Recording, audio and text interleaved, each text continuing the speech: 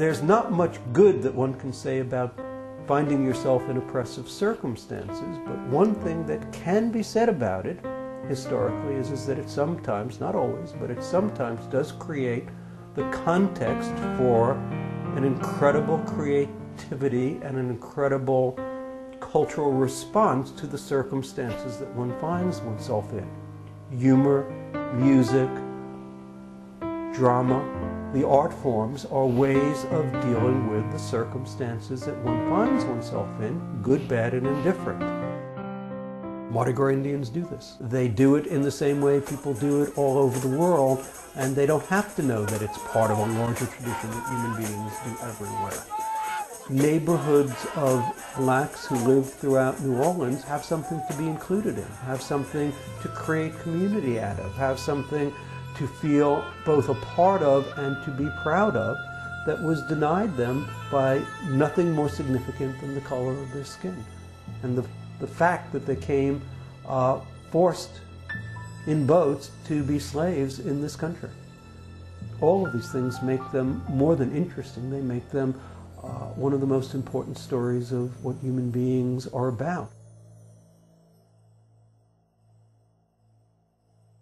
Mardi Gras is a ritual of reversal in some ways. By that I mean it's a ritual in which some people get to be what they aren't the other 364 days of the year.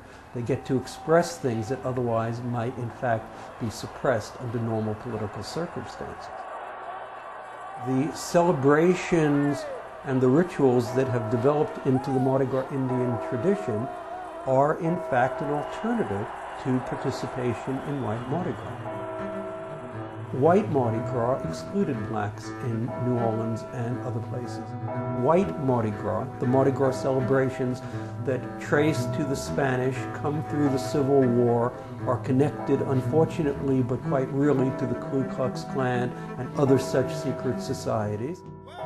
There's a component of Mardi Gras Indian tradition that, in one interpretation, clearly traces to Plains Indian culture. The big bonnets of feathers, the particular ways in which costumes are sewn and put together, the way stories are told on them.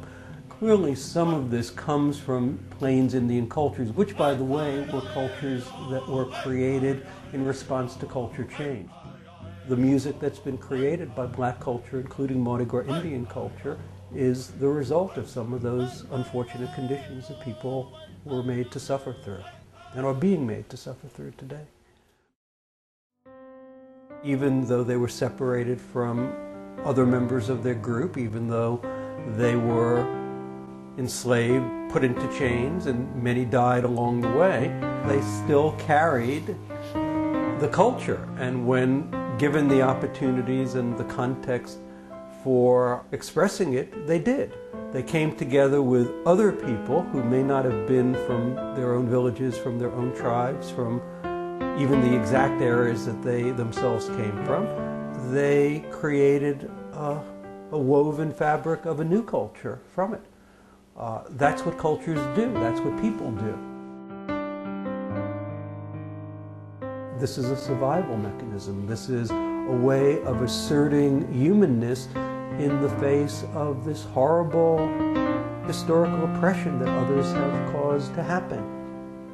Unforgivable in many ways, yet they seem to forgive it. Inhuman in every way, yet they seem to transcend it.